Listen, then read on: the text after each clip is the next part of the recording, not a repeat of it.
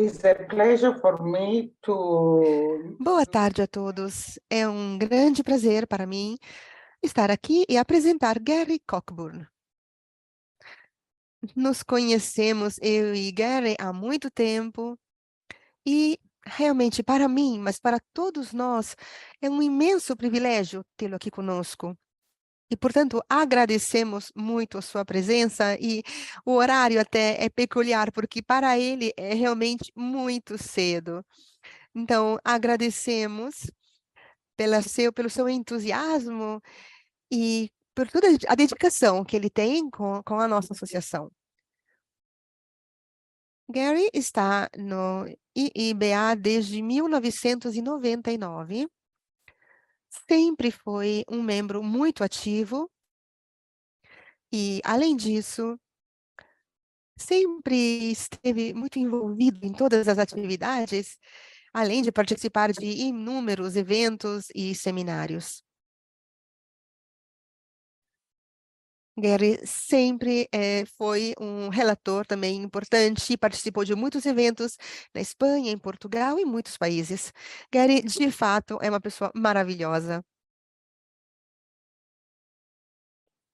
E também contribuiu muito escrevendo interessantíssimos artigos científicos, e esta é uma característica típica dele. Ele sempre se dedicou muito, é uma pessoa muito meticulosa, rigorosa, portanto, para nós é realmente uma honra tê-lo aqui conosco hoje à noite e ouvir tudo que ele tem a compartilhar conosco na questão do caráter masoquista.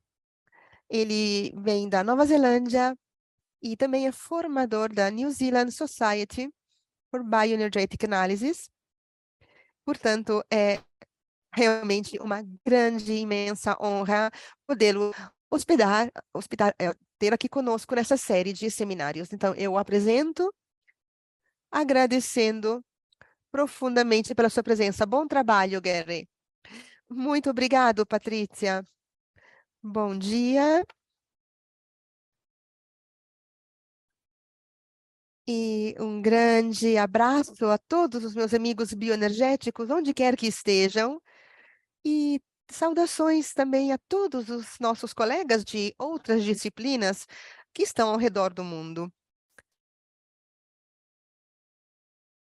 E vou tentar dizer em italiano, grazie Alessandro, obrigado Alessandro, Marco, Pasquale, as intérpretes e toda a equipe da formação contínua em psicologia que estão trabalhando por trás dos bastidores. Espero que vocês consigam compreender o meu acento, o meu sotaque neozelandês. Eu sei que é bastante difícil para alguns.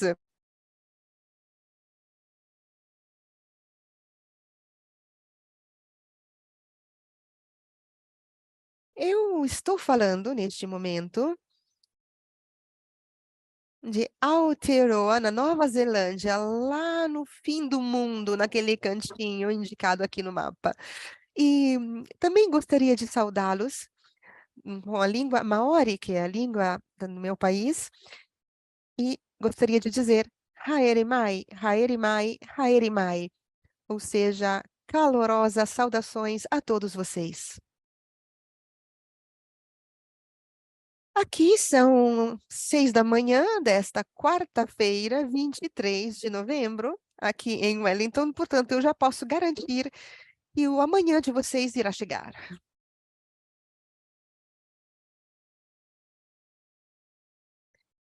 Eu vou falar sobre o caráter masoquista.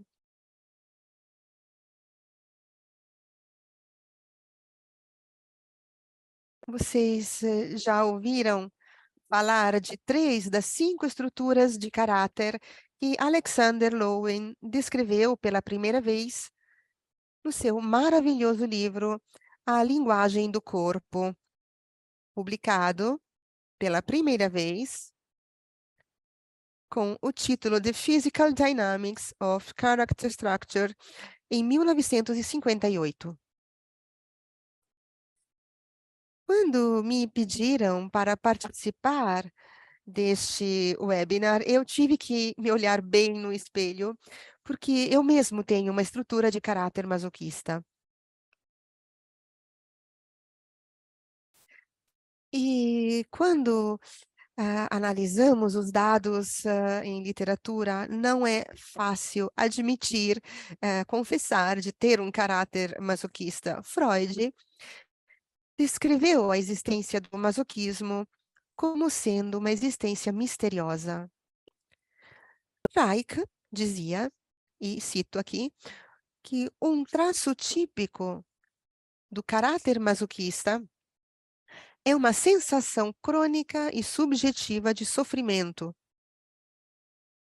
uma tendência a reclamar, a infligir dor e a rebaixar-se, e também uma intensa paixão por atormentar os outros. Os masoquistas dão a impressão de uma deficiência mental. E Alexander Lowen afirmava, e novamente cito, o problema do masoquismo tem sido e ainda é um dos problemas terapêuticos mais difíceis. Também, em sua aparência física, os masoquistas lembram um gorila, pois as suas costas tendem a ser arredondadas, o pescoço é curto e grosso, os braços e as coxas são bem musculosos. Obrigado, Dr. Lowen. Talvez seja melhor ler as palavras de Ron Robin, um terapeuta bioenergético de Nova York, que descrevia os masoquistas como solidificadores. Ele dizia que possuíam um interior suave e sensível e um exterior lento e estável. Garra e determinação garantem um movimento metódico. Os solidificadores dão força e limites às visões. Que eu preferia ouvir essas maravilhosas características positivas de ser um masoquista.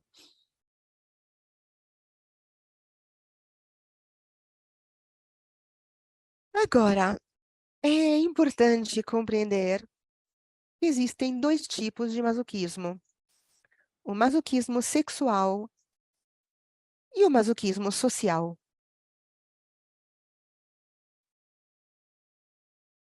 O primeiro é uma perversão sexual, ser espancado para atingir o orgasmo.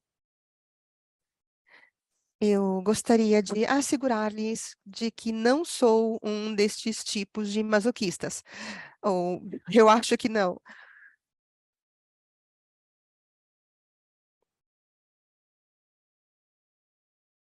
O que eu acho realmente iluminante ao ler Lowen e os primeiros escritores psicanalíticos, como Otto Fenichel, pedimos desculpas, mas não estão passando os slides. Há algum problema com o PowerPoint?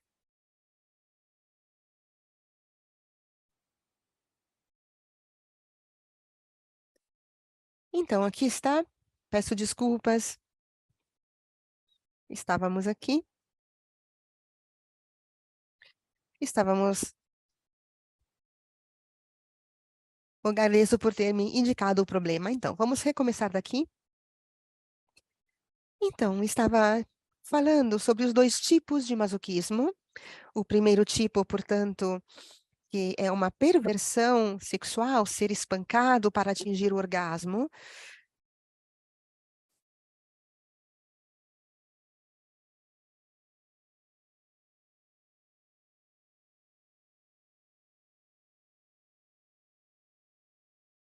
Então, repito, o primeiro tipo é uma perversão sexual. O que eu acho, assim, surpreendente lendo Lowen e os primeiros escritores psicanalíticos, como Otto Fenichel e Sandor Ferenczi, é a prevalência de práticas parentais horrendamente abusivas contra as crianças. Por exemplo, enemas forçados, uma atenção muito intrusiva nos órgãos sexuais das crianças, além de verdadeiros abusos sexuais traumáticos e sádicos. Estes primeiros psicanalistas exigiam que seus pacientes revelassem os detalhes mais íntimos de suas vidas sexuais e de suas fantasias. E hoje isto poderia ser visto como um aspecto voyeurístico dos terapeutas. Todavia, eram guiados pela intenção de analisar as dinâmicas edipianas em ação, mesmo nas mais hediondas das circunstâncias. Não é de se admirar que eles tenham sido capazes de escrever de forma tão exaustiva sobre o sadismo e o masoquismo sexual, pois eles dispunham de uma grande riqueza de casos materiais. Vejamos agora o segundo tipo de masoquismo, que podemos chamar de masoquismo social, em oposição ao masoquismo sexual. Este tipo de masoquismo é uma estrutura de caráter ou uma forma de uma pessoa organizar a sua personalidade. E é importante observar, como podem observar, que a estrutura masoquista pode ser descrita com palavras não muito lisonjeiras, portanto, o masoquista é descrito como autodestrutivo, vivendo dentro de um pântano de masoquismo, teimoso, resistente, sofredor, sem vergonha, mártir, instigador de culpa, triste, deprimido, rancoroso, alguém que derrota o terapeuta e o provoca num ataque sádico ou uma morte dolorosa. Não é uma lista muito lisonjeira de atributos pessoais esta. E precisamos saber que o masoquista também precisa compreender esta lista de características. Curiosamente, o primeiro masoquista não pertencia a uma estrutura de caráter masoquista. O rótulo masoquista vem do nome de Leopold Sacher Masoch. Ele era um caráter esquizoide, excêntrico. Escreveu um livro em 1869 chamado A Vênus das Peles, Venus in Furs. E, se não me engano, foi feito até um filme recentemente baseado neste livro.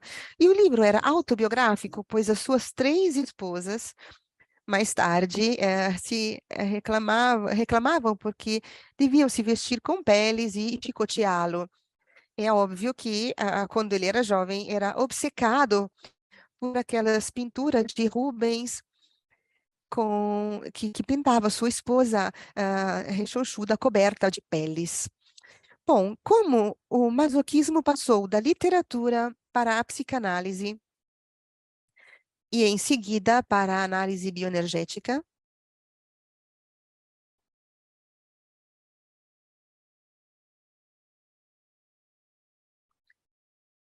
bom, precisamos voltar para 1886, quando o sexólogo, o Dr.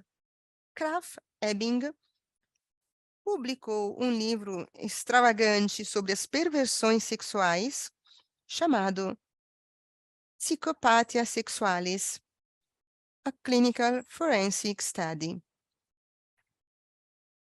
Aqui vocês têm uma imagem da capa deste livro, da primeira edição deste livro.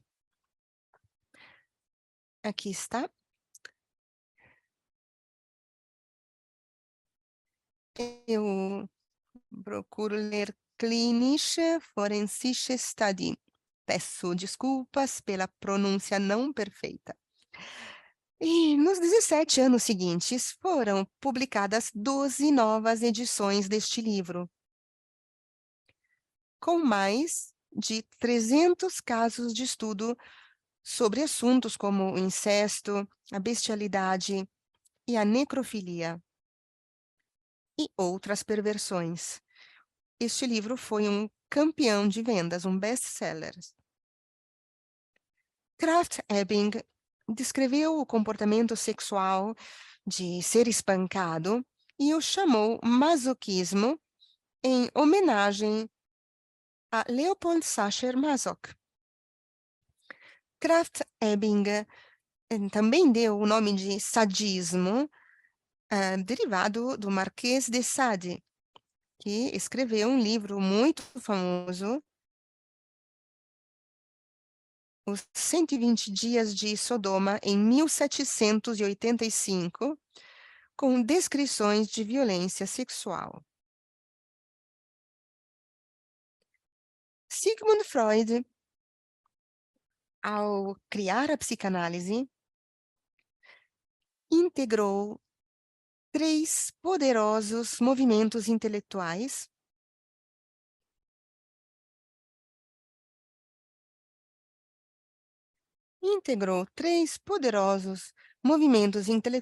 que eh, eram atuais na Europa no final do século XIX.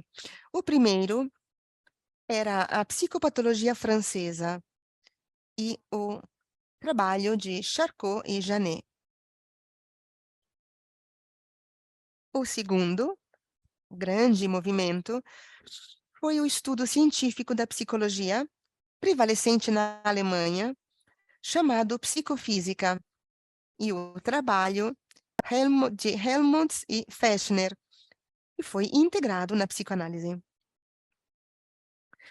O terceiro grande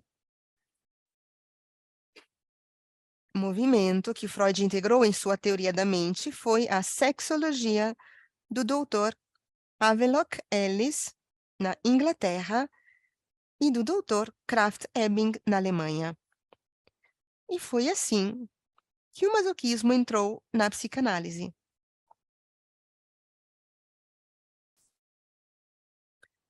Assim, resumindo, o masoquismo viajou da literatura para a ciência até chegar à psicanálise, onde encontrou um lar e se tornou um caráter bastante sólido. Eu achei que seria interessante poder conhecer 3 masoquistas famosos.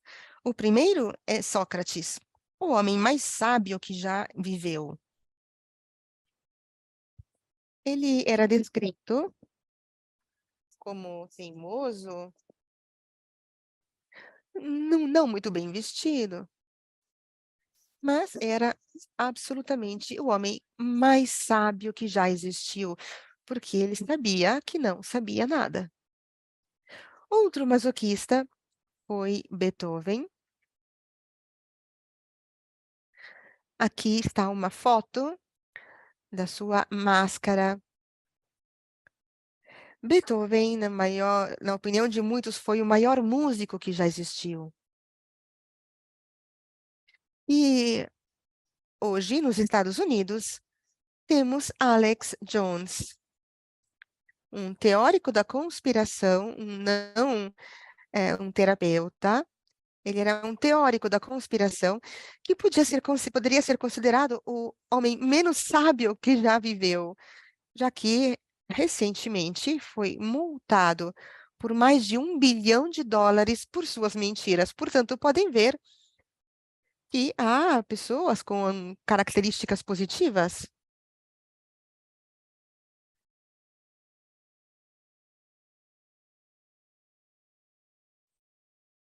Agora, juntos, vamos fazer um panorama do masoquismo dentro da psicanálise.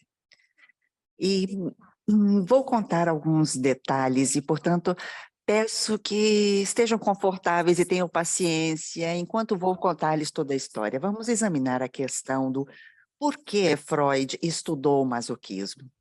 E logo examinaremos a importância do estudo realizado por Reich sobre o masoquismo. E, em seguida, vamos analisar a contribuição de Lowen para a compreensão do masoquismo.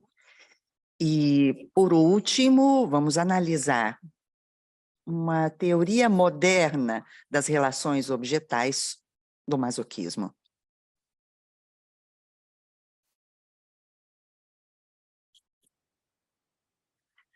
Portanto, vocês veem aqui 3 ou 4 matérias, temas que quero abordar com vocês.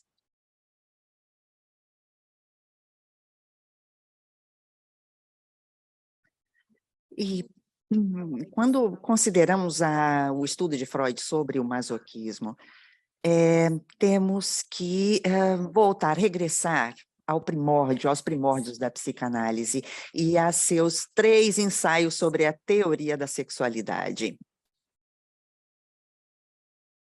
Nesses ensaios sobre a teoria da sexualidade, Freud argumentava que a sexualidade é a chave para compreender a vida da psique e de todas as questões e problemas psicológicos. Nesses 3 ensaios, Freud considerava a agressividade como enraizada na própria história da sexualidade, e não como uma pulsão separada, vinda do instinto ou instintiva.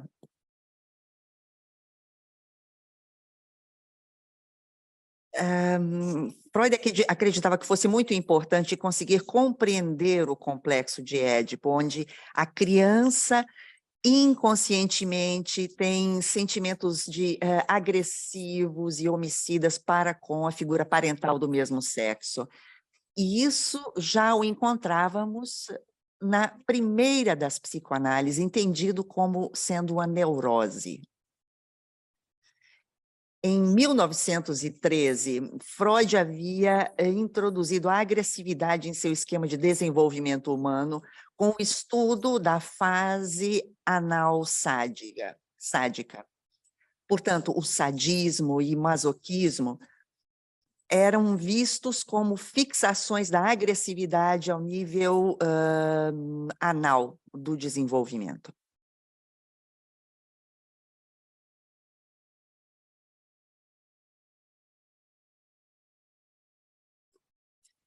E agora vamos observar a compreensão de Freud sobre o instinto da morte. No início da década de 1920, havia sido um período muito estressante para Freud. E em 1920, Freud escreveu um trabalho chamado Para Além do Princípio do Prazer.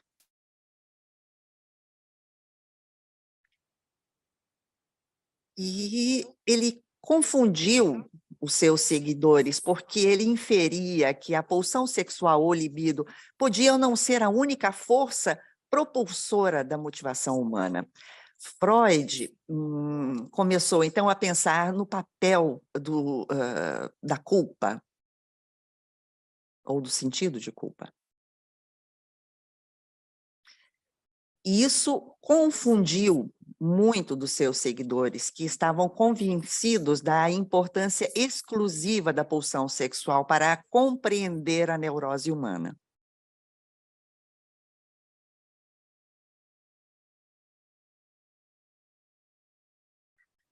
Sempre naquele mesmo período, muito dos seus principais seguidores, incluído Sándor Ferenczi, Otto Rank, como outros também, estavam descobrindo que as técnicas clássicas da análise dos sonhos e a análise de transferência estavam criando o que eles denominavam reações terapêuticas negativas. Em outras palavras, os pacientes pioravam após as melhorias iniciais e, depois disso, sistematicamente começavam a minar ou a atacar as tentativas do analista de curá-los. Isso foi descrito como o problema do masoquismo.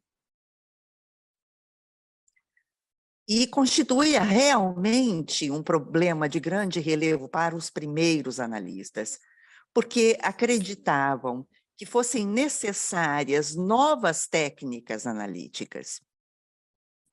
Ferenczi e Rank escreveram um livro, então, com o título de O Desenvolvimento da Psicanálise, em 1924, The Development of Psychoanalysis. E nesse livro eles queriam técnicas que fossem emocionalmente expressivas para serem utilizadas na psicanálise. Freud, porém, rejeitava essa abordagem.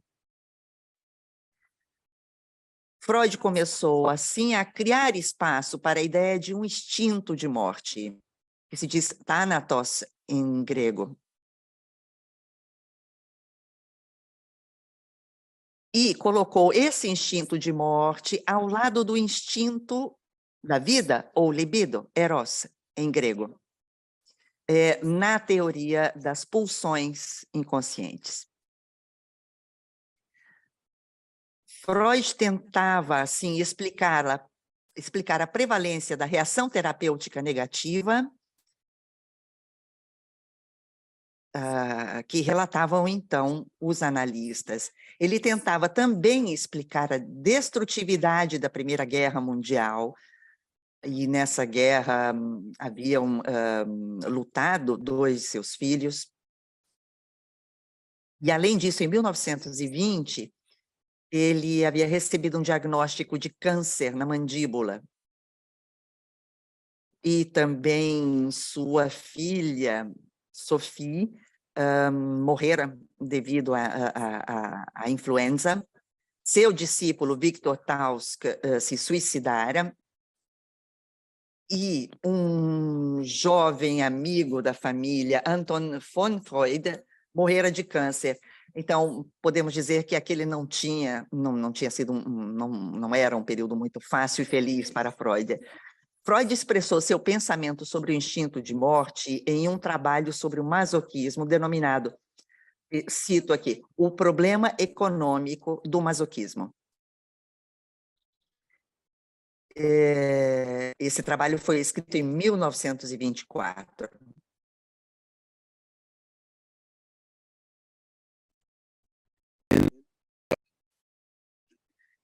Nesse trabalho, Freud delineou 3 formas de masoquismo. Havia o masoquismo erógeno, ou masoquismo primário, que consistia em sentir prazer na dor, e isto se referia à prática sexual já descrita por Krafft-Ebing. Freud, nesse trabalho, escreveu e descreveu aquilo que denominava masoquismo feminino, ou seja, o desejo de ser impotentes, dependentes e tratados como uma mulher. É óbvio que se tratava de um ponto de vista vitoriano e nada atual.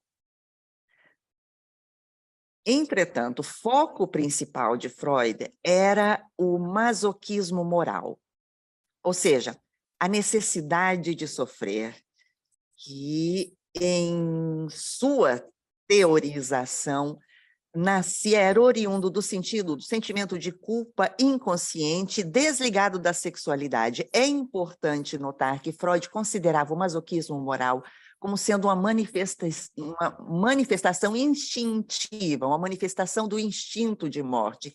E aqui eu gostaria de enfatizar estes elementos do masoquismo moral. A necessidade de sofrer, oriunda do sentido de culpa inconsciente. E de uma manifestação do instinto de morte.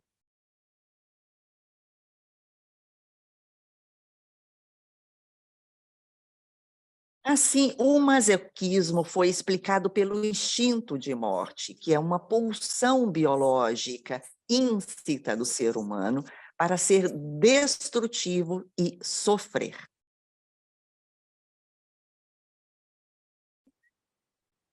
Em 1933, ou seja, um ano após a saída do ensaio de Reich sobre o masoquismo, de que falaremos em poucos minutos, Melanie Klein, uma psicanalista que havia estudado em Berlim,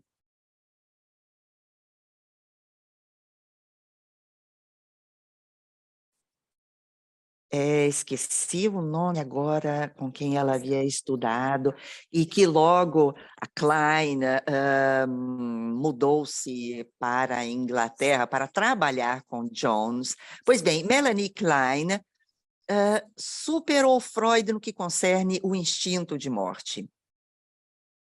Melanie Klein elevou o instinto de morte a uma pulsão primária da psique, mais fundamental até do que libido. E essa pulsão era expressa como ganância e inveja. E no pensamento kleiniano moderno, o instinto de morte ainda é visto como sendo a base de uma série de comportamentos e fantasias agressivas e destrutivas, entre as quais masoquismo e sadismo.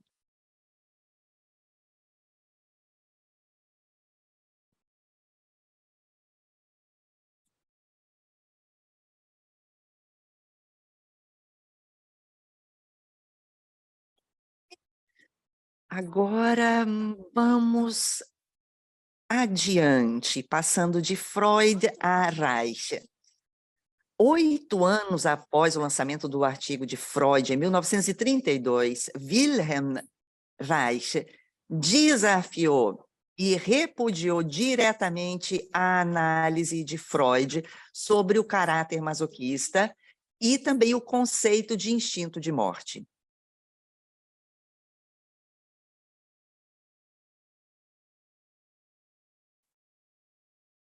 Reich escreveu um longo artigo publicado no International Journal for Psychoanalysis, que posteriormente foi publicado como capítulo 9 em seu livro Análise do Caráter, ou Character Analysis. E aqui está, este é o livro. Olhem a consistência do volume. E, se tiverem oportunidade, leiam o capítulo 9, que foi aquele publicado no International Journal for Psychoanalysis. E, nesse seu trabalho, Reich escreveu, e vou citar aqui, teria sido impossível encontrar uma resposta para o masoquismo se tivéssemos aderido à teoria segundo a qual o masoquista está fixado no sofrimento devido a um sentimento de culpa reprimido ou a uma necessidade de punição que supostamente é a manifestação do instinto de morte. E como podem observar aqui, era um desafio direto a Freud e às suas ideias. E Reich desafiou os 3 elementos da análise do masoquismo: a ideia do masoquismo moral e a existência do instinto de morte. E é interessante observar aqui que Reich foi expulso posteriormente da Associação Psicoanalítica Internacional cerca de 12 meses depois da publicação daquela matéria.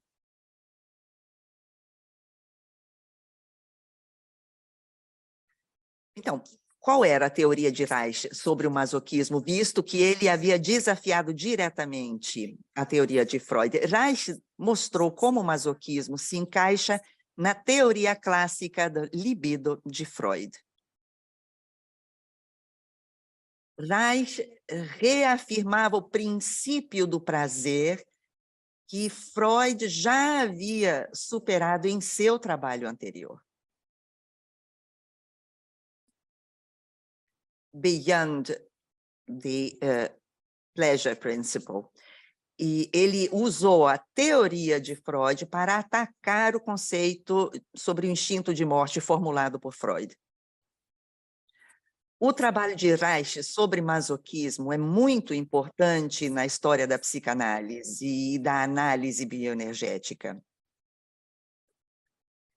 Esse trabalho estabeleceu a análise do caráter como sendo uma nova técnica dentro da psicanálise.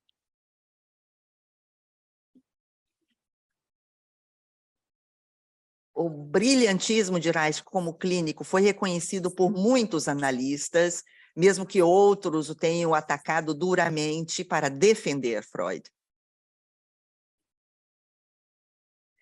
Reich havia analisado o comportamento do paciente e o corpo do paciente para chegar a uma teoria geral da estrutura do caráter, e não apenas o que acontecia na mente do paciente. Reich mostrou como as defesas de um paciente são física e psiquicamente consolidadas ou congeladas em cada nível estrutural do desenvolvimento do libido, ou seja, nos estágios oral, anal e genital. E também que o congelamento cria uma estrutura caracterial, um caráter, ou uma forma de organizar a personalidade de uma pessoa no mundo. É importante perceber que o trabalho de Reich sobre o masoquismo lançou as bases para o primeiro livro de Lowen, The Physical Dynamics of Character Structure, ou As Dinâmicas Físicas da Estrutura do Caráter, publicado mais tarde como The Language of the Body, a linguagem do corpo. E foi graças ao estudo do masoquismo que nasceu o conceito de estrutura do caráter.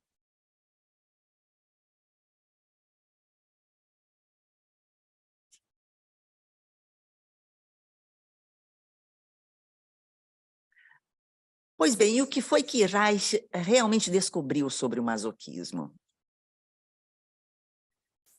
O seu caso de estudo mostra, a partir de uma perspectiva energética sexual, que o masoquismo é tanto uma fixação anal, quanto uma inibição genital.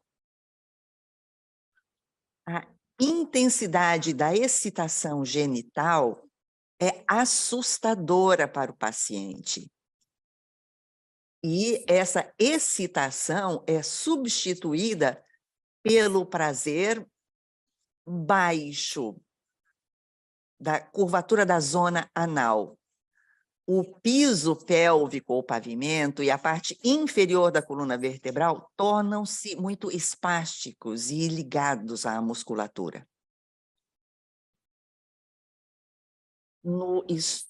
Nesse estudo, Reich descobriu que o masoquismo estava fixado na fase anal, ou era fixado na fase anal.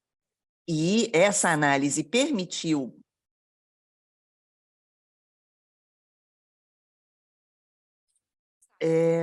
fazer com que viessem à tona as fantasias sádicas do paciente. E isso revelou uma ansiedade de castração na fase edipiana. Reich, então, incentivava o paciente a ter experiências orgásticas genitais normais, com o objetivo de reduzir a espasticidade do assoalho pélvico. E, finalmente, ele ajudou o paciente no ambiente social para que levasse uma vida sem frustrações e fazer com que o paciente não regressasse ao comportamento masoquista. Podemos, assim, ver, a partir desse caso de estudo ampliado, como Reich visse a estrutura de caráter do paciente a partir de um ponto de vista de desenvolvimento, desde o estágio anal até o estágio genital. Não se tratava apenas do que acontecia na mente do paciente, mas também do que acontecia no corpo desse paciente e também a nível de comportamento interpessoal.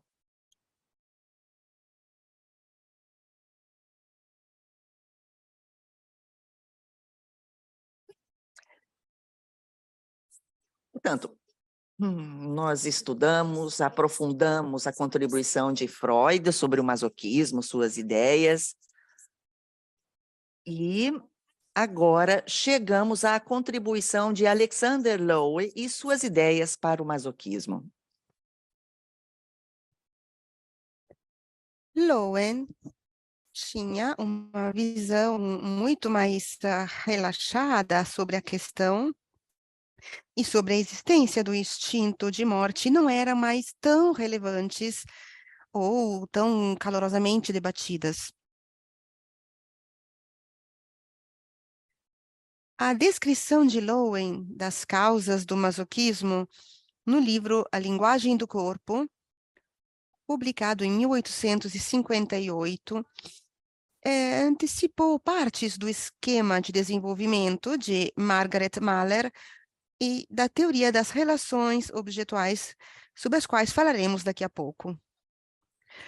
Lowen demonstrou que o masoquismo ocorre no momento da onipotência incipiente da criança por volta dos 2 anos, quando a criança encontra a capacidade de dizer não. E acredito que todos saibamos, conheçamos aquela fase, aquela idade na qual as crianças dizem não para qualquer coisa.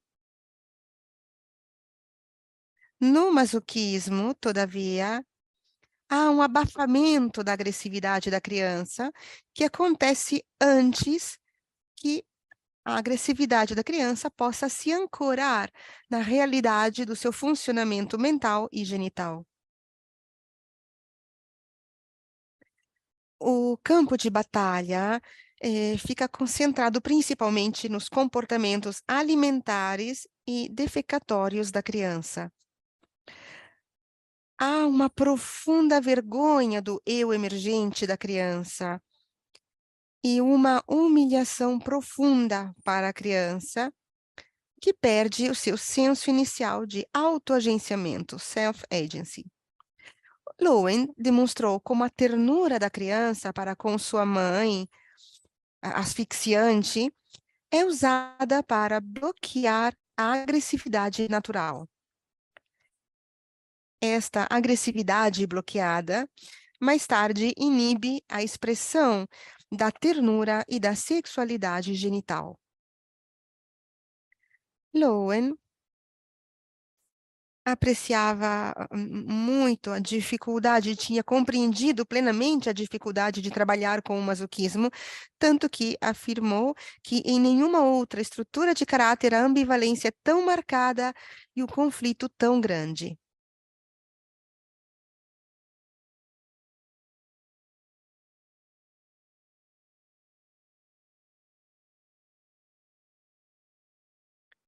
O diagrama de Lowen, na página 191 do livro A Linguagem do Corpo, é muito importante. No diagrama, à esquerda, aqui da imagem, que vocês podem ver, Lowen mostra como a agressividade e a carga erótica se combinam para produzir a expressão prazerosa da sexualidade. Portanto, ambas são necessárias, a agressividade e a carga erótica, que devem combinar para produzir a expressão da sexualidade. O diagrama masoquista à direita, aqui na slide, mostra como há uma agressividade esmagadora, tanto nos ombros e pescoço, como nas nádegas. Esta agressividade esmagadora atua como uma pinça, um alicate para comprimir o organismo. A carga erótica bloqueada reforça a agressividade e coloca o organismo contra si mesmo.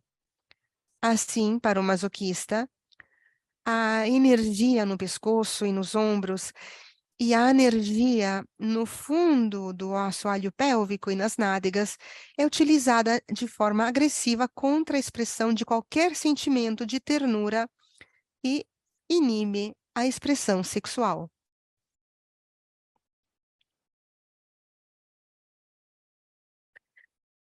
Lowen acrescentou seus pensamentos originais expressos no livro Linguagem do Corpo, publicado em 1958, no seu livro Bioenergética, publicado em 1975, quase 20 anos depois.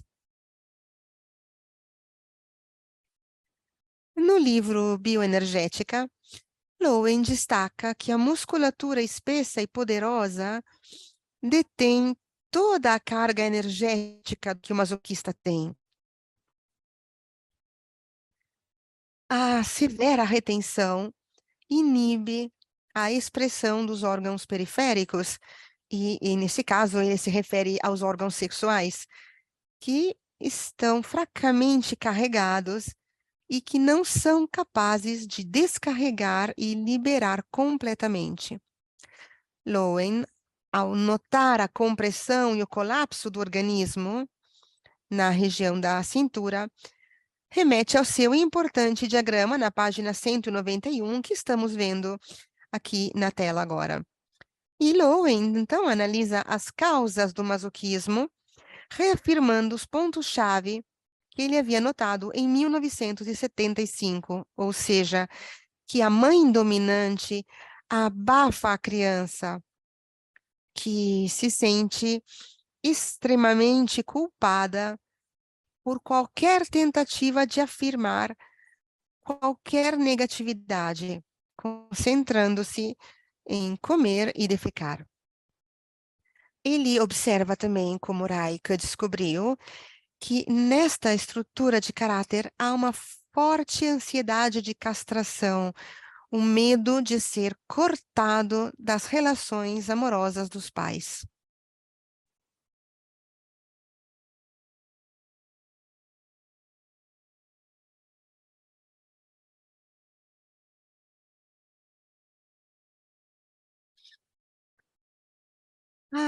Houve uma forte tendência, como vimos na descrição de Lowen das características físicas de um masoquista, em identificar os masoquistas com um tipo de corpo endomorfo, como desenhado por Sheldon, ou seja, grosso, curto e comprimido. Lowen disse que os masoquistas se parecem com um gorila. Mesmo aqui neste quadrinho do masoquismo sexual, o homem parece de fato um gorila. As palavras aqui no quadrinho dizem: vamos lá, você não pode colocar isso só por alguns minutos? E a mulher responde: você não vê que eu estou lendo? E está lendo a Bíblia Sagrada.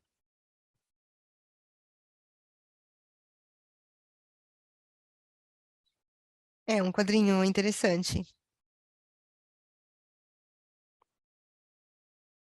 No maravilhoso desenho de Vincent Schroeder sobre os tipos de caráter bioenergéticos, vocês podem ver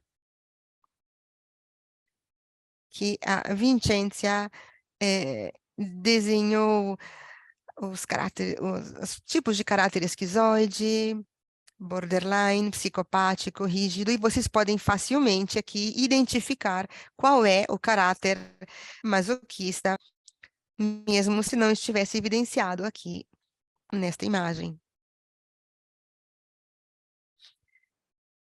A forma dos ombros, que poderia ser genética, identifica uma forte tendência masoquista, mas é importante perceber que a defesa masoquista pode estar presente em outros tipos de caráter. Provavelmente, todos nós temos traços dos diferentes estilos de caráter na nossa composição genética. Então, não apenas os masoquistas são masoquistas, é uma questão de grau e de organização da estrutura central do caráter. E também pode ser que as pessoas e as culturas com estruturas musculares geneticamente curtas e grossas usem esta herança genética para se protegerem das provações e tribulações normais da infância humana, período no qual todos somos feridos como seres humanos.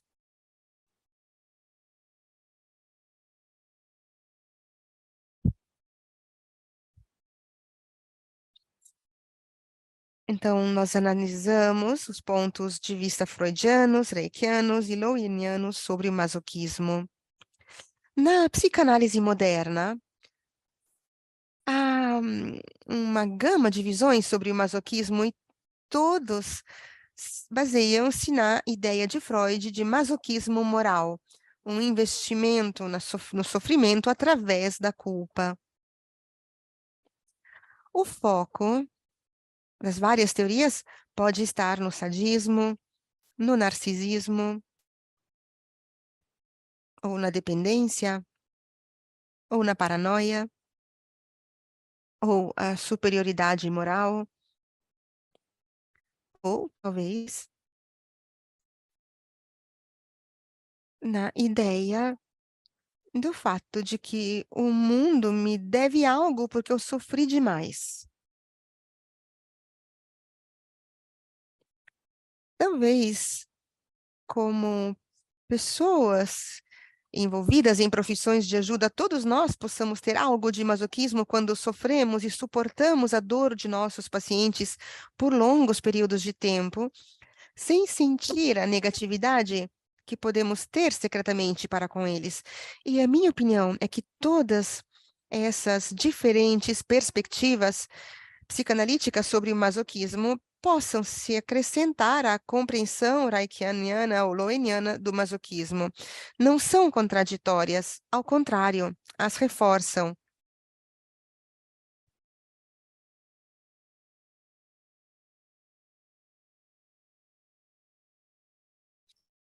Em particular, a trajetória de desenvolvimento psicanalítico de Margaret Mahler e uma perspectiva de relações objetais sobre o masoquismo podem contribuir para o nosso entendimento.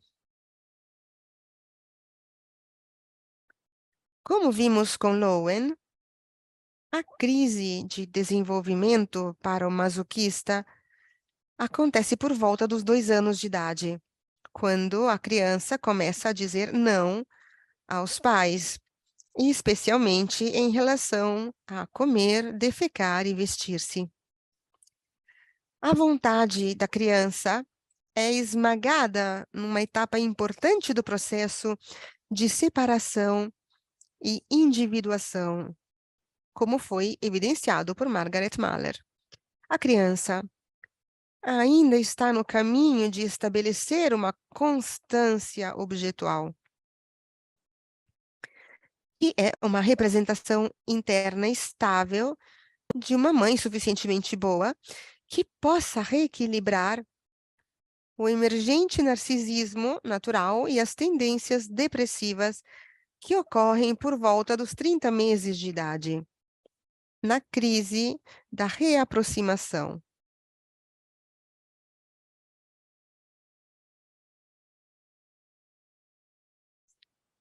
Eu queria evidenciar que a criança de 24 meses ou 3 anos de idade começa a dizer não, não, não, para qualquer coisa. E mais ou menos 6 meses depois, a criança começa a ter mais consciência do mundo e sai deste relacionamento simbiótico com a mãe, e naquele momento a criança tem um narcisismo natural. A criança quer ser vista exatamente como uma joia aos olhos de seus pais, mas ao mesmo tempo a criança começa a compreender que há um mundo lá fora e fica triste aos momentos de choro e essas lágrimas que aparecem muito rapidamente. E nesse caso, a mãe precisa tanto suportar o narcisismo natural da criança, quanto consolar esta criança quando está triste, está deprimida. E, portanto, o suporte, o apoio da criança nesta fase de narcisismo e depressão faz nascer um senso interior na mãe como um objeto constante. E essa esmagação da criança, se abafar essa criança aos 24 meses de idade, cria obstáculos ao desenvolvimento do sentido interior de ter uma boa mãe, portanto, ter algo que possa ser estabilizado.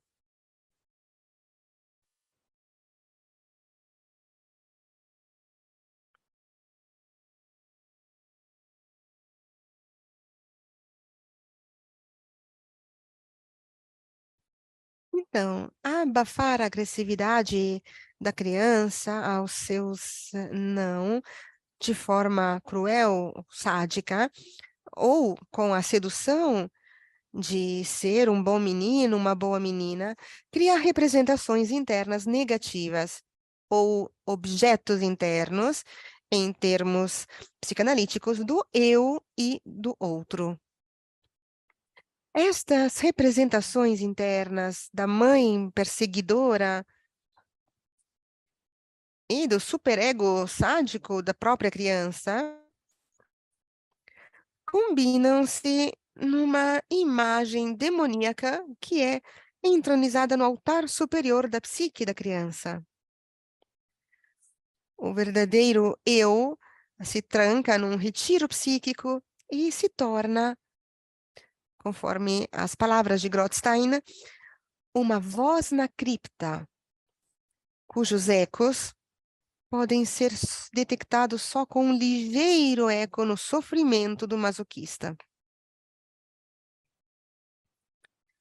Portanto, a profundidade psicológica, energética e muscular em que estes objetos internos estão enterrados os comprime em símbolos temíveis, demônios, orgos, zumbis, que têm um poder demoníaco ativo e aterrorizante, e precisa finalmente ser revelado, possuído e humanizado. Eu já falei e falarei ainda sobre o caráter demoníaco, da profunda negatividade e do terror que existe no masoquista. Este conceito de demoníaco pode ser difícil para algumas pessoas que têm uma abordagem religiosa ou espiritual da vida, e poderia não ser um termo útil para ser usado com alguns pacientes. Eu não estou falando da posse da pessoa por entidades espirituais, maléficas ou externas, como no filme O Exorcista.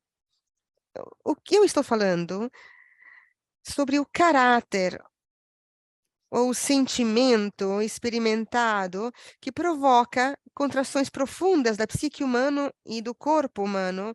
Eles se sentem demoníacos, ou seja, algo totalmente estranho e aterrorizante que exerce um controle definitivo e total da psique. As representações internas normais ou objetos internos dos outros são geralmente realistas. Mas quando estes objetos internos representam a revolta profunda do organismo contra si mesmo, ou a força vital sendo obrigada a se voltar contra si mesma de forma fundamental, estes objetos internos podem se tornar bizarros, eles podem se tornar demoníacos e podem ser sentidos e percebidos como demônios, monstros, zumbis, ghouls e outros seres das profundezas.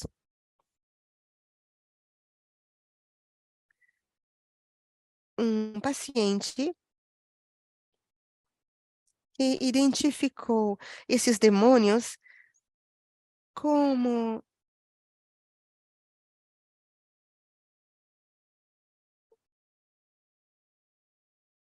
a um certo ponto a pessoa tem que enfrentar estes objetos internos e acolhê-los na sua psique e no seu corpo, descarregando o terror envolvido neste processo e transformar estes monstros que tenham um coração humano, como temos as histórias de o sapo que vira príncipe, a Bela e a Fera e outras histórias infantis. E essas são mitologias de transformação que são necessárias ao masoquista.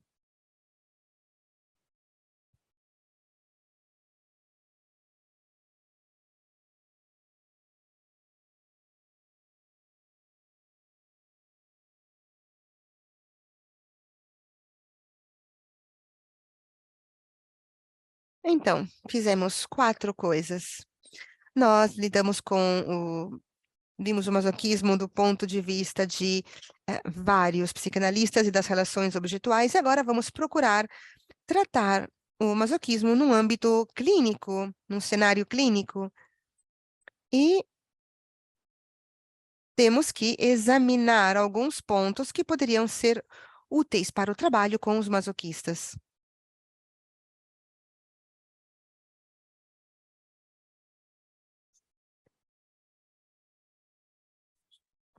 Quando trabalhamos com masoquista em um cenário clínico, devemos lembrar que eles estão fechados, encerrados dentro de si mesmos e fechados em uma prisão, um calabouço, uma cripta, e não é fácil para eles fugir. Energeticamente, do ponto de vista da força vital ou libido, os masoquistas estão enterrados, sepultados em uma prisão muscular, oral, anal, e o carcereiro é a própria energia genital do paciente.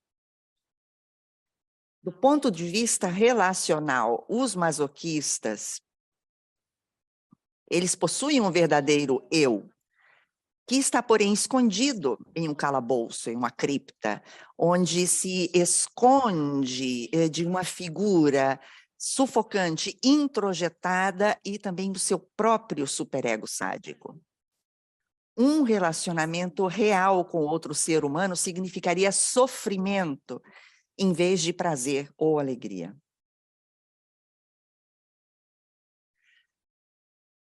Psicologicamente, os masoquistas estão presos, encerrados dentro do seu próprio narcisismo secreto e de seu terror. Eles são ambos secretamente santos, bons e pacientes, mas também pecadores, que sabem que estão eternamente condenados.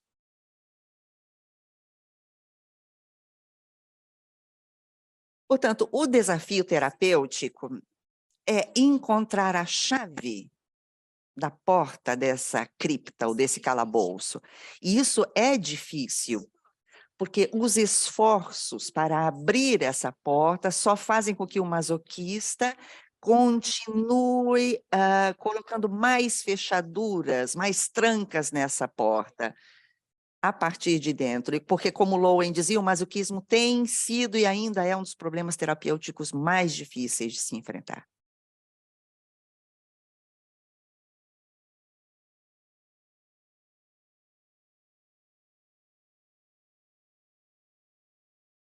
O restante da apresentação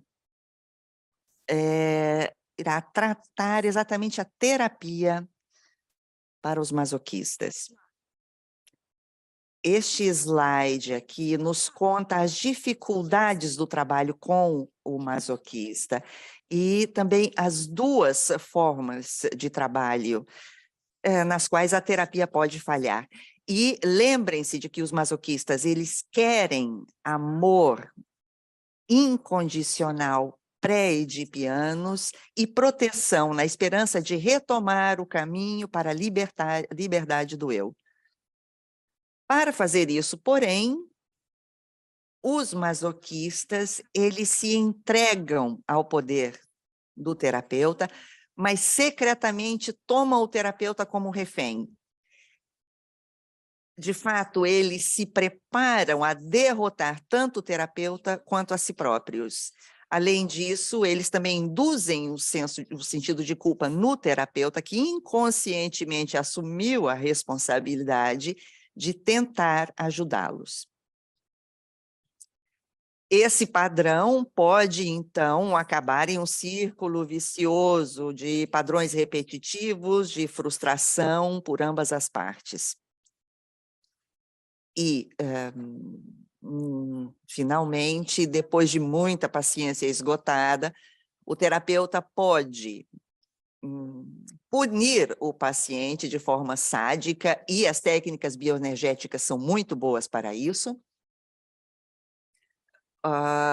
Nós podemos colocar a pessoa sentada em um tamborete ou na posição que crie sofrimento, ou a terapia pode bloquear essa profunda frustração e raiva para com o paciente, e a terapia, então, pode se degradar para uma morte monótona, dolorosa, e o paciente acaba abandonando a terapia. Mas, então, o que é preciso fazer? Como trabalhar como terapeuta de um masoquista?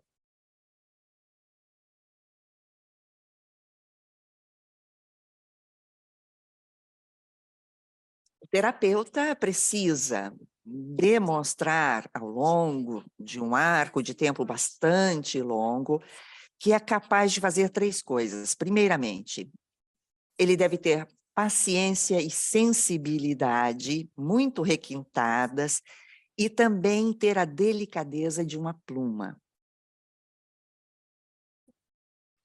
Se pensarmos a solidez de um masoquista, então é preciso, aliás, ter uma perfuradora para penetrar nessa couraça, mas não, ao contrário, é necessário ser como uma pluma. Além disso, a capacidade de aguentar, de reter esse profundo desespero, essa vergonha e a dor também. Em terceiro lugar, deve ter a capacidade de olhar o diabo na cara com coragem e amor. Em outras palavras, o terapeuta aprende a ver essa luta profunda dentro das lutas ordinárias da vida. O terapeuta aprende a ver o desespero, a vergonha e a dor que estão escondidos dentro da expressão ordinária do masoquismo. E, por último, o terapeuta apoia o vir à tona desse ser demoníaco que se transforma nas claras emoções do coração humano. É claro que esse não é um trabalho fácil, porque as defesas psicológicas, somáticas são muito fortes, e o terapeuta precisa continuar focado no comportamento masoquista, repetidamente, com uma sensibilidade que não envergonhe e nem humilhe a pessoa.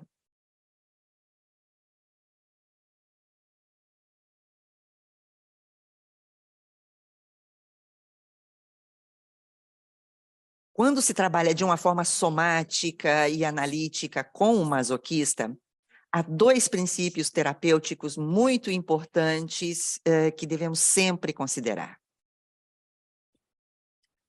O primeiro é que o inconsciente reside nos sistemas da musculatura lisa do corpo, ou seja, intestinos, às vezes nos pulmões, quando uma pessoa sofre de asma, e, às vezes, também no sistema circulatório sanguíneo. Se, por exemplo, o paciente sofre de hemicrânias constantes, dores de cabeça, é, assim, importante compreender que as forças internas de Freud são forças que passam através do intestino, das vísceras, e saem pela parte anal, e isso é o inconsciente.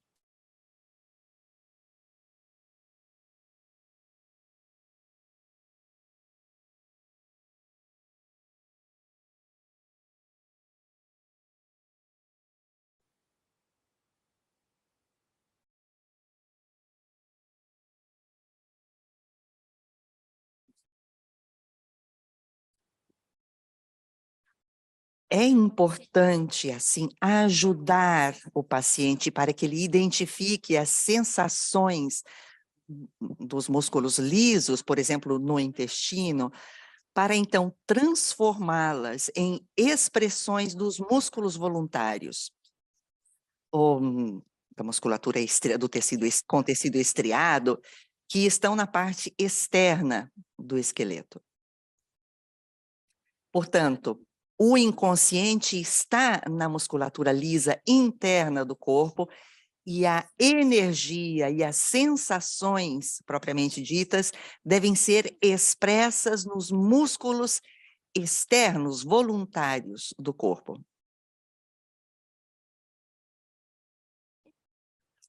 E é importante compreender que o masoquista possui defesas rígidas. Essas defesas rígidas do corpo devem ser possuídas e expressadas a nível psicológico, energético, muscular, para poder descobri-las e logo submeter essas profundas vulnerabilidades subjacentes, como a vergonha, o desespero, essa tristeza, terror demoníacos. E essa é a estrutura desenvolvida por Bennett Shapiro, que é um colega bioenergético fantástico de Vancouver, que ensinou-nos como é possível trabalhar com o diabo. Shapiro dizia muitas vezes que nós devemos exorcizar, não apenas exorcizar o demônio, mas fazer exercícios com ele, não exorcizar, e sim, digamos assim, fazer exercícios com ele.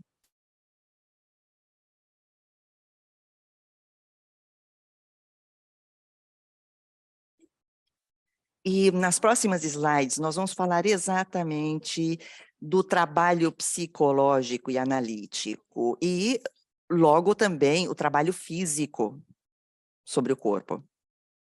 Psicologicamente ou analiticamente, nós precisamos ajudar o paciente a se identificar tanto com o santo como com o pecador.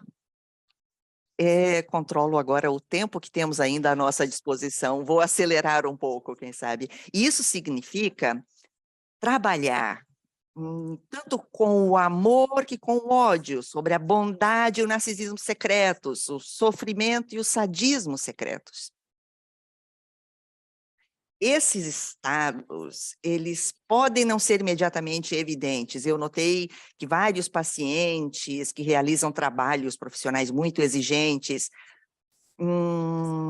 contam que se sentem completamente exaustos, eles são esgotados, dizem não aguento mais, e passam por estados de vergonha e de profundo pesar, lástima. E é claro que eu posso empatizar com a situação de pessoas que trabalham, que se sentem esgotados, especialmente com as exigências do Covid. Mas tem também a sensação de que existam também outros fatores masoquistas e autodestrutivos que estão no jogo aqui. E em muitos desses casos, eu ajudei pacientes a entrarem em contato com um superego perverso e perseguidor, que tinha a força demoníaca de dizer, tipo, você vai continuar, mesmo que você não tenha os recursos internos para fazê-lo, você vai fazer, você vai continuar. E esse algoz, digamos assim, perverso interno, certamente tinha raízes na infância do paciente, durante a qual se esperava que todos fossem boas meninas, bons meninos, e que não considerassem perdas, não expressassem qualquer negatividade. Ou seja, seus superegos ou seus eus negativos secretos eram altamente carregados e sob controle. E estavam escondidos a nível do intestino, da bacia, e o que eles tinham era um sentimento de tristeza, de vergonha, que era sentido exatamente aqui, nessa região superior, e também desse bloqueio na garganta e a nível da mandíbula.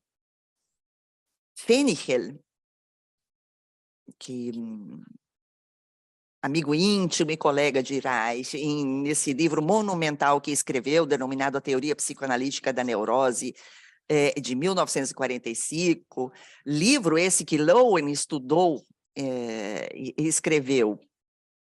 O masoquista projeta seu superego sobre os outros e espera críticas ou punições por essa projeção. Logo, ele vai introjetar o que lhes foi projetado de volta para alimentar seus mantimentos, suas reservas narcisistas do eu sou ruim. E a autorrepreensão é esperada e antecipada, pois alimenta o superego.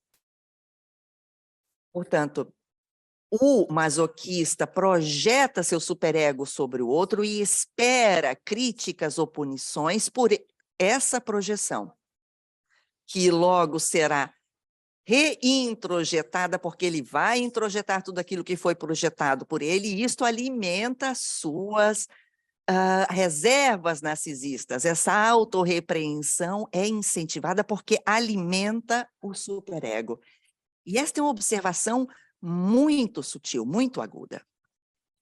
E poderia ser a dinâmica que está agindo nas interações sutis dentro da sala de terapia, quando o terapeuta percebe, sente que o paciente está, tipo, sim, esnoba ou expressa pequenos atos de negatividade, que o terapeuta, então, recolhe e remete de volta para o paciente. O terapeuta pode pensar ter sido muito astuto em perceber e dar um feedback sobre essa negatividade ao paciente, mas, na verdade, o terapeuta o que faz é alimentar o superego punitivo do paciente. E é só quando a raiva demoníaca, destrutiva do superego é revelada, aí é que o paciente pode se render e possuir esse terror extraordinário e verdadeiro pesar, lástima que ele sente. Fenichel também observa um ponto que pode ser relevante para compreender o abuso sexual na Igreja Católica em termos de santos e pecadores. Ele observa que, com relação a esse orgulho ascético, o santo diz para si mesmo, e vou citar: eu me sacrifico por uma causa maior, a maior das causas, assim, a grandeza da causa vai recair sobre mim.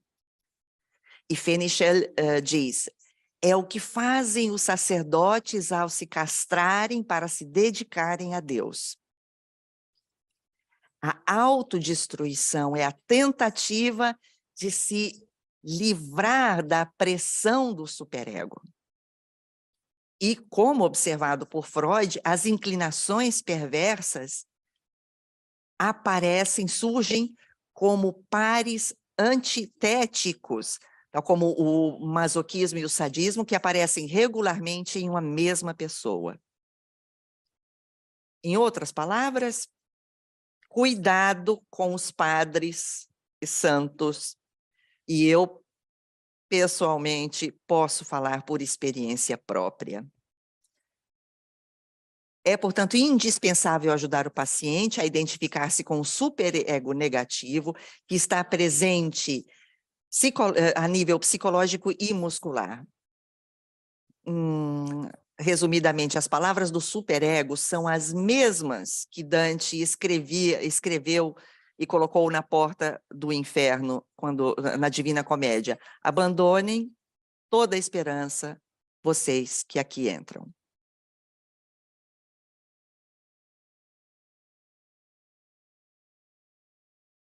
Robert Hilton. Robert Hilton, o nosso estimado colega bioenergético da Califórnia, desenvolveu um modelo que Steven Johnson incorporou em seu livro Character Styles, ou Estilos do Caráter. Quem sabe todos vocês conheçam esse livro. Robert Hilton explicou como a força vital, a força da vida, ou seja, a afirmação do direito de ser assertivos, é recebida por um bloqueio ambiental que passa a mensagem: não, você não tem o direito de ser assertivo e, se o fizer, será esmagado. A pessoa, portanto, se eleva acima disso em um eu falso ou adatado que diz: eu vou viver sem ser assertivo, estou aqui para servir e não preciso do prazer. No entanto, no nível somático, corporal, o corpo se contrai nessa grande opressão. O pescoço, a garganta ficam apertados, fechados, os olhos expressam sofrimento, as nádegas, os tendões dos joelhos, tudo fica comprimido, e essa crise dá origem a um eu negativo ou superego que recebe poder das contrações do corpo, exerce um controle esmagador e destrói qualquer esperança de voltar a viver e a amar.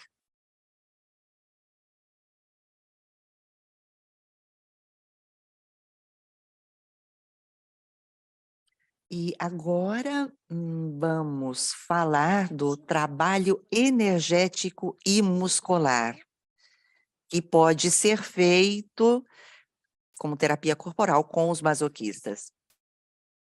Do ponto de vista energético e muscular, devemos ajudar o paciente a identificar blocos somáticos que estão no pescoço, nos ombros e no piso pélvico, e na parte baixa da espinha.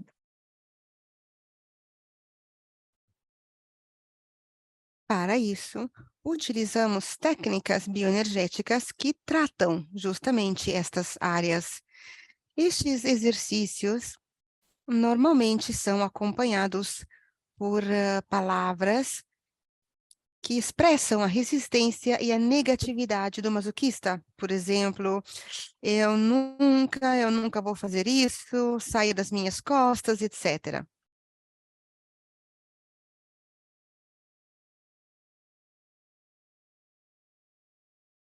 Os seguintes exercícios bioenergéticos devem ser utilizados com cautela. Eu escrevi, de fato, que essas técnicas devem ser usadas somente quando o terapeuta tenha sido formado para o uso no relacionamento terapêutico, porque deve ser um relacionamento bem forte, estável, firme. E o paciente deve ser capaz de reconhecer e possuir suas defesas psicológicas e musculares. Portanto, é necessário ter uma pessoa razoavelmente estável para poder fazer esses exercícios. Caso se trate de um paciente com características borderline ou uma estrutura muito frágil, nesse caso, estes exercícios não são recomendados.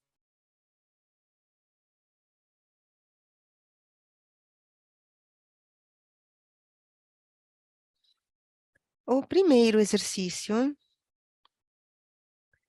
solicita as defesas nos ombros e do pescoço. Então, o paciente torce uma toalha, segurando-a na altura da cabeça ou acima da cabeça.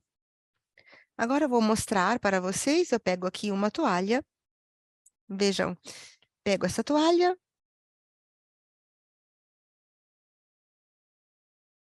e faço uma torção desta forma. Faço assim, estão vendo as mãos alinhadas, fechadas, e seguram essa toalha. O paciente está bem enraizado, o terapeuta bioenergético ajuda a pessoa a abaixar a energia antes de começar o exercício. E ao torcer essa toalha, a pessoa pode dizer: você nunca vai conseguir que eu expresse meus sentimentos, nunca, hahaha.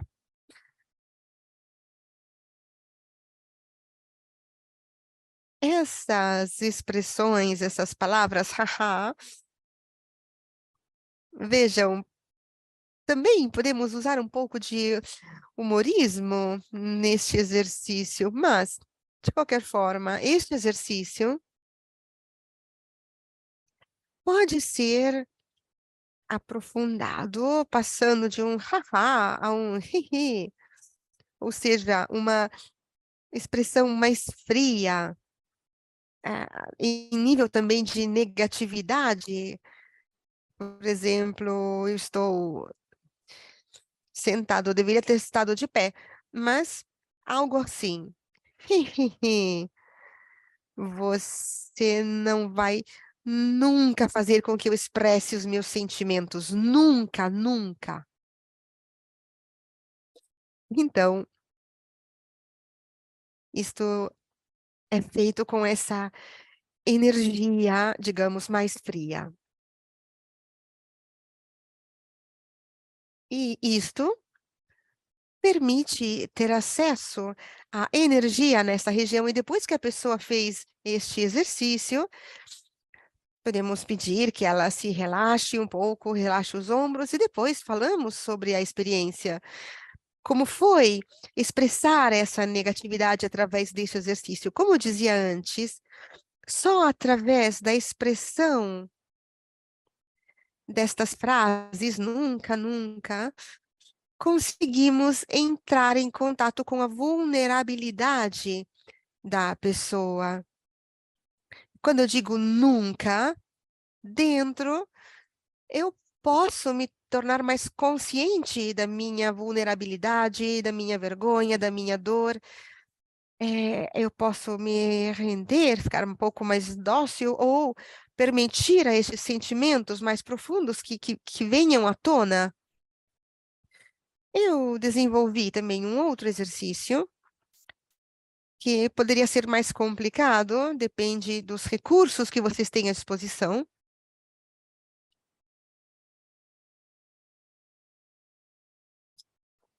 Vocês podem pegar uma cadeira, um banquinho e pedir que o paciente se sente de um lado da cadeira, de uma poltrona, ou o banquinho também bioenergético pode ser útil, colocando o peso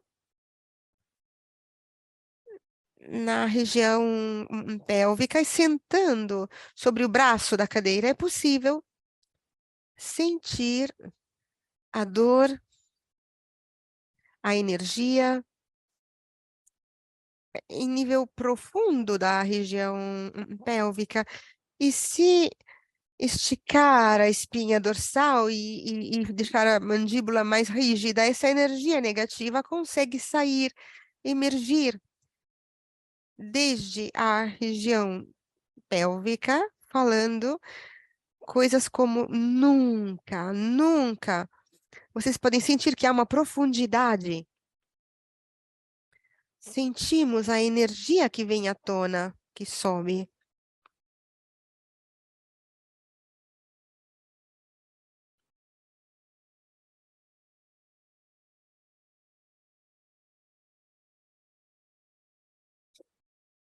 Este exercício poderia despertar uma raiva muito forte diretamente aos olhos.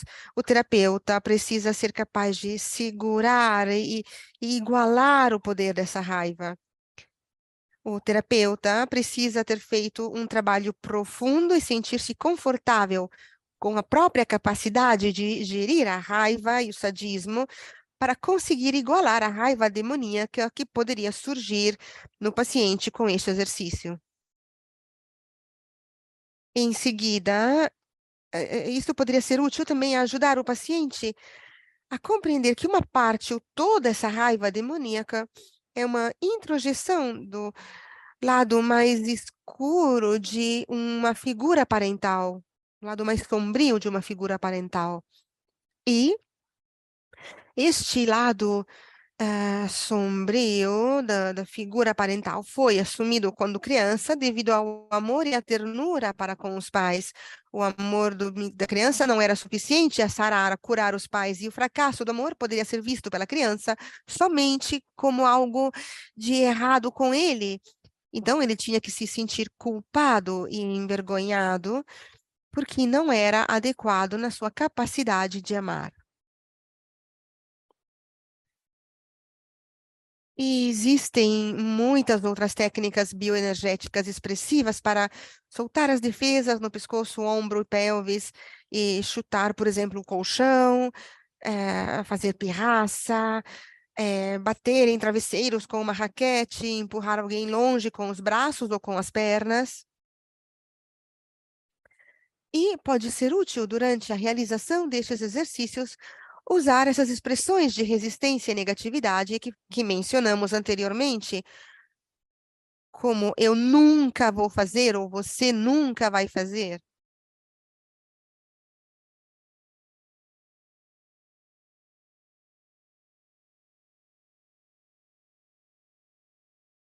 O tempo está passando muito rápido. Então, vamos terminar. Trabalhar psicologicamente, energeticamente e musculosamente com o lado sombra demoníaco talvez seja a única expressão autêntica da força vital bloqueada disponível para o paciente masoquista. Lembrem-se, porém, que a porção demoníaca está profundamente enterrada nas profundezas das entranhas do pavimento, do assoalho pélvico. Então, esse trabalho não é fácil, porque o trapaceiro, o demônio, se esconde, se encanta em derrotar tanto o paciente quanto o terapeuta.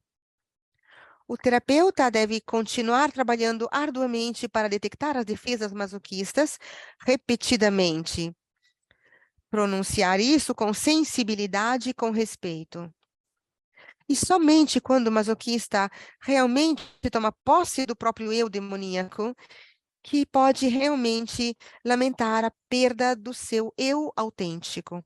A recompensa para o paciente é uma sensação de alívio profundo por não estar mais condenado. Ele não precisa ser um santo e estará profundamente grato ao terapeuta que o ajudou a restaurar a sua fé, as suas esperanças e a sua real capacidade de amar como ser humano.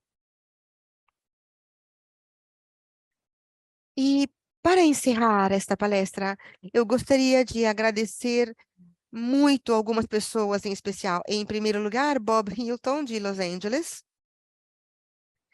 Eu fui da Nova Zelândia para Los Angeles em 96 e trabalhei com Bob por 6 semanas. E tenho que dizer que a sua sensibilidade para com o meu sofrimento masoquista revelou, em primeiro lugar, a presença do meu eu demoníaco e do meu sadismo secreto. E, em segundo lugar, Bob Lewis, de Nova York, que eu encontrei em 2010 e que corajosamente me ajudou em me arriscar em me tornar um diabo realmente encarnado, um demônio encarnado, e liberou o terror da minha estrutura, literalmente ao som de trovoadas no seu edifício, transformando-me num ser humano normal. E, enfim, gostaria de Agradecer Pai Biden, minha companheira, que com muito amor incondicional fez com que eu não voltasse para o meu pântano masoquista, ou pelo menos não ficasse lá por muito tempo. Então, concluindo, eu gostaria de compartilhar com vocês um sonho que eu fiz algumas semanas atrás, enquanto me preparava para este webinar. Eu fiz um pequeno desenho deste sonho. Eu sonhei que estava numa grande paisagem estratificada e árida, muito antiga, como podemos ver no interior da Mongólia, por exemplo, e havia uma depressão muito grande, essas descidas aqui próximas do lago, e quando eu notei essa depressão, uma inundação de água do mar entrou e preencheu esta depressão como fosse um mar interior. Exatamente como um mar. E à medida em que a água era absorvida pelas camadas profundas e as amolecia, apareciam fósseis, dentes de um grande tubarão pertencente ao megalodon, um antigo tubarão gigante. Portanto, eu desejo a todos vocês felicidades nos seus trabalhos da exploração da paisagem masoquista. O meu desejo é que vocês possam ajudar seus pacientes masoquistas a encontrarem no próprio sofrimento e na agressividade demoníaca a restauração do seu ser bom, e que o não onipotente suprimido possa se transformar em um exuberante sim à vida e ao amor. Muito obrigado por terem me ouvido e ficarei feliz em responder as suas perguntas.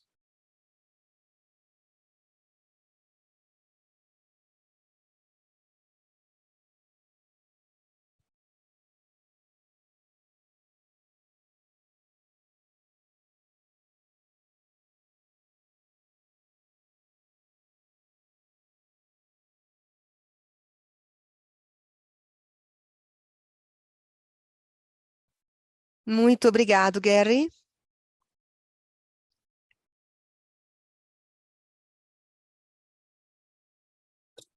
Eu peço que me façam compartilhar novamente aqui o meu ecrã. Peço ao Marco autorização, porque não consigo mostrar a webcam. Bom, mas no começo, posso começar a fazer algumas perguntas, Gary. Então, a primeira pergunta de Michele.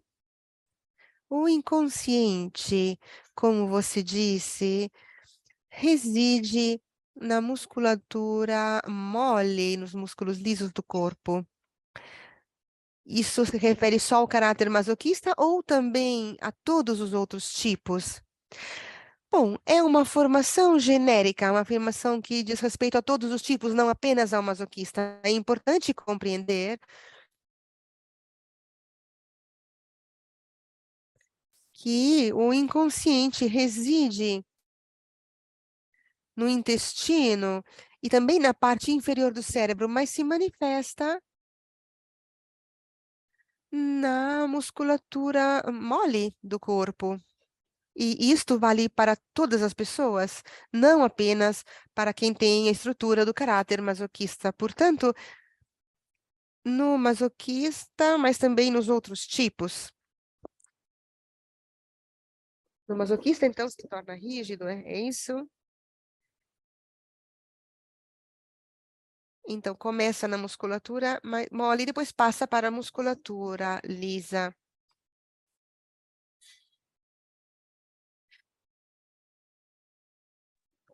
Como dispensar a ajuda para continuar, para que a pessoa continue a ir adiante? Como diferenciar a ajuda para expressar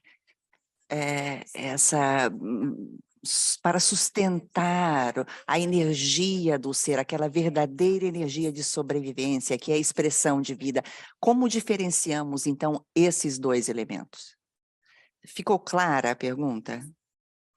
Não tenho certeza de ter entendido exatamente essa pergunta. Eu vou repetir a pergunta. Em termos genéricos, assim, nós, digamos, devemos ser livres de apoiar a verdadeira expressão vital. Eu acredito que não se possa diferenciar. Há um apoio, um suporte geral. Mas o que eu pude detectar, o que eu pude perceber quanto aos terapeutas que me apoiaram, que me ajudaram, o que teve influência sobre mim, maioritariamente, era que os terapeutas conseguiam entrar nos detalhes, nos pormenores mais sutis, que estavam dentro de mim, para entenderem o que havia dentro de mim. Então, tive esse apoio geral, que certamente é útil, mas esse suporte, esse apoio deve estar na compreensão, no entendimento requintado da minha expressão energética. E acho que o Dr. Wagner tenha colocado essa pergunta, porque muitas vezes, quando falamos de um apoio, suporte geral, estamos falando do super-eu, mas aqui nós queremos entender mesmo como entramos na expressão real e profunda do eu. A outra pergunta aqui: qual é a definição atual de transtorno ou distúrbio de personalidade que mais se aproxima ao caráter masoquista? O colega Fulvio que coloca esta pergunta.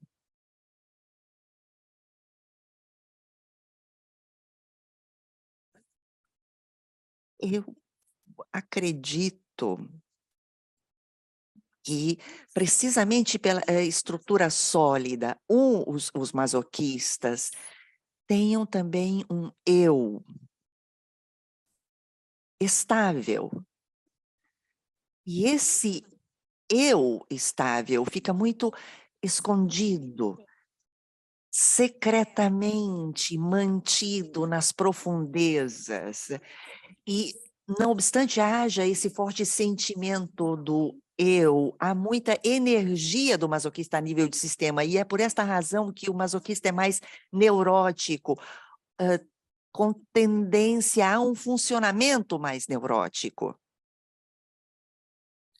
Portanto, eu diria que se aproxima mais a esse tipo de transtorno de personalidade, quem sabe mais como um contínuo interior, e não nas extremidades. O eu é mais estável, portanto, não sei se é correto o meu pensamento, mas quando falamos de estrutura do caráter, não estamos falando necessariamente de um transtorno de personalidade, de uma patologia, porque falamos de uma estrutura do caráter que pode ter também um funcionamento correto na vida normal. Exatamente, é exatamente assim. Acredito que essa pergunta que tenha sido colocada, que foi colocada também em outros seminários anteriores, se refere exatamente ao transtorno da personalidade e à estrutura do caráter, e o paralelismo entre ambas. Como todos sabem, há traços que distinguem o masoquismo, quando falamos de serem sólidos, confiáveis, capazes de irem adiante em qualquer circunstância, como dizíamos, e há, portanto, muitos traços, muitas características que distinguem o masoquismo. E também há características insólitas, inusuais, mas não é um transtorno da personalidade, se refere mais à organização da personalidade ou aos efeitos dessa personalidade. Mônica, a sexualidade masoquista pode ser transformada numa sexualidade menos subordinada ao prazer dos outros? Portanto, um masoquista também pode alcançar o prazer, um prazer que seja menos dependente. Há essa possibilidade? E é a pergunta de Mônica. Sim, primeiramente agradeço por essa pergunta.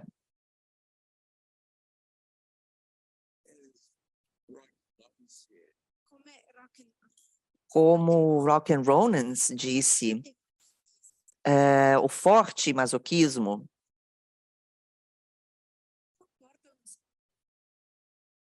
implica uma espécie de inibição da sexualidade.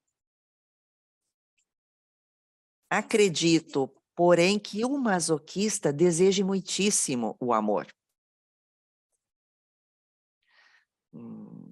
Se vemos a estrutura masoquista, a sexualidade da área genital se apresenta de uma forma evidente. O masoquista é capaz de sentir muito prazer.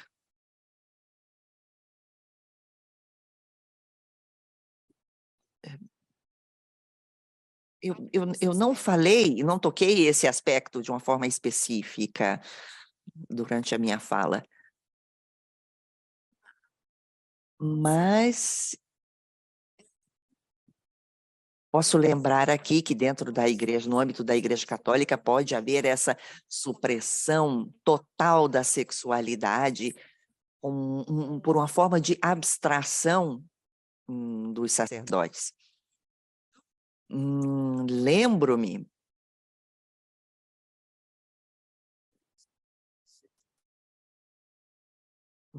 que durante um período da minha vida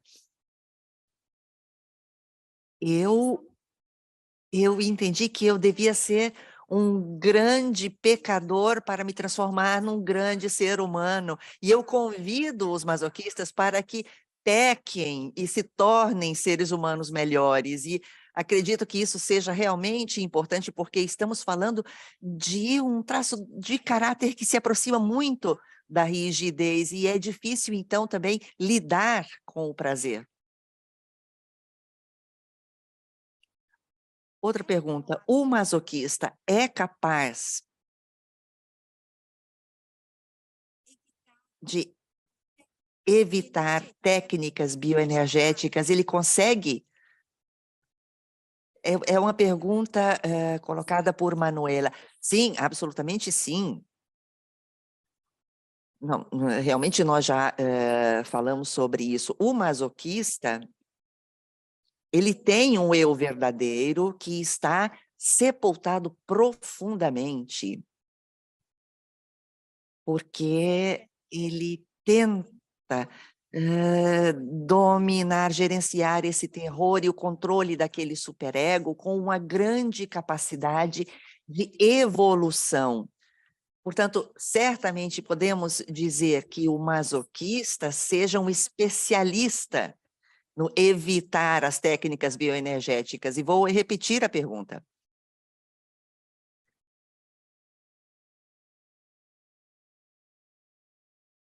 Como o masoquista pode evitar as técnicas bioenergéticas? Pode ser perigoso utilizar essas técnicas bioenergéticas com esse tipo de paciente, os masoquistas?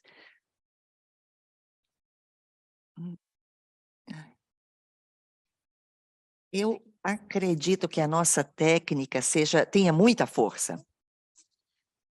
E ela deve ser, por isso, utilizada de uma forma cauta e com uma interação terapêutica muito forte entre paciente e terapeuta, porque essa técnica não deve levar a uma fragmentação da personalidade. Ela deve ser utilizada, essa técnica, com muita atenção. Exatamente, frente à capacidade do paciente que temos diante de nós. É por isso que falamos de cautela. É importante que o terapeuta bioenergético conheça e tenha domínio completo da técnica para poder utilizar com esse tipo de paciente, porque, como já dizíamos, não são só técnicas, são parte integrantes do processo de cura do paciente. A outra pergunta relativa à técnica. você tem experiência de mindfulness, de compaixão pelo eu e técnicas semelhantes que possam ser integradas no processo de análise bioenergética que você propõe aos pacientes masoquistas? Muito obrigado pela pergunta feita pela Giovanna.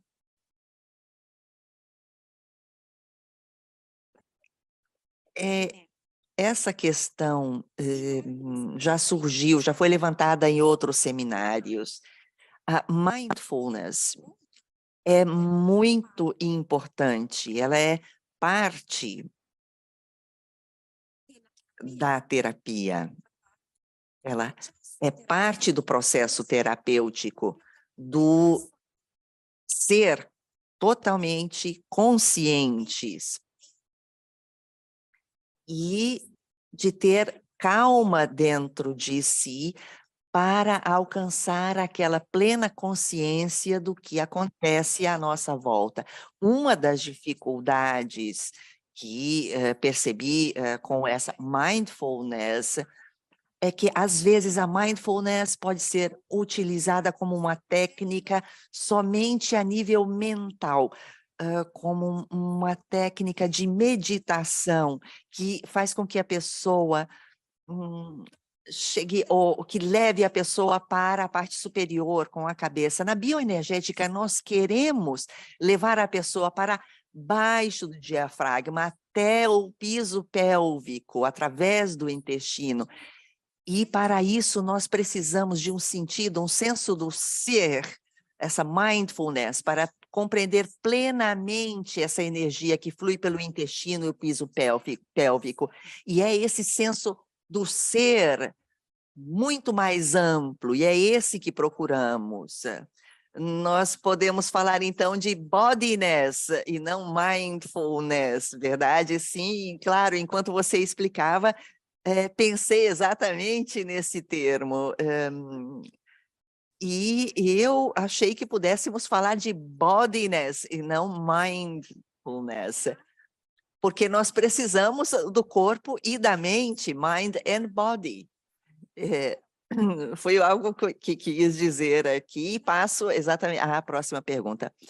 Como pode o masoquismo levar à pedofilia? Se acha que pode haver uma dinâmica masoquista que possa conduzir, que possa levar à pedofilia? Existe essa dinâmica, já foi observado em pacientes, portanto, se há essa componente, se pode levar à pedofilia? Que pergunta gigantesca.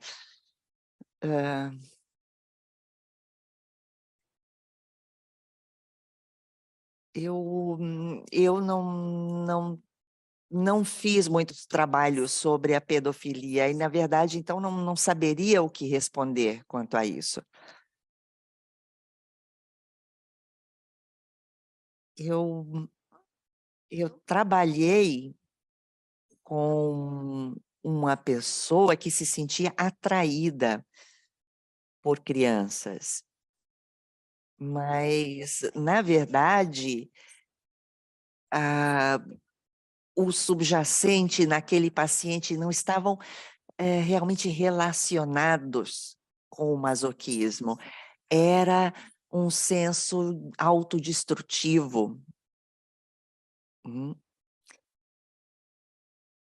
Essa destrutividade das emoções, uma forma de aniquilação, era essa destrutividade que se manifestava. E, posteriormente, levou a um desenvolvimento, a uma evolução edipiana, e se transformou em uma perversão sexual. Portanto, eu não sei se isso possa estar correlacionado com o masoquismo em si. Portanto, eu não sei realmente responder a essa pergunta. Há outra pergunta feita por Leonella, que ouviu, prestou atenção à palestra e, refletindo, pensou em uma pessoa com características masoquísticas bastante acentuadas. Portanto, volto à pergunta. Que tipo de companheiro procura um paciente masoquista? E peço também desculpas pelo meu inglês, assim como traduzir a pergunta. Resumidamente, o paciente masoquista, que tipo de parceiro, de companheiro procura? Ele vai procurar um parceiro que represente uma escolha vital, portanto, que aumente a sua vitalidade, ou que, ao contrário, reduza essa vitalidade? Normalmente, que parceiro procura um masoquista?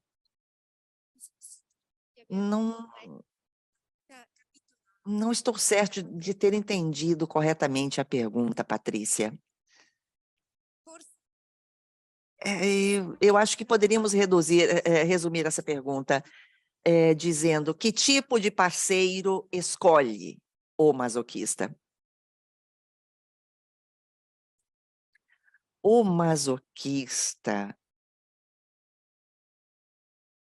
possui uma própria grande vitalidade, que, porém, é muito escondida nas profundezas, e os desafios para libertar essa grande vitalidade, essa grande energia, requer um grande trabalho.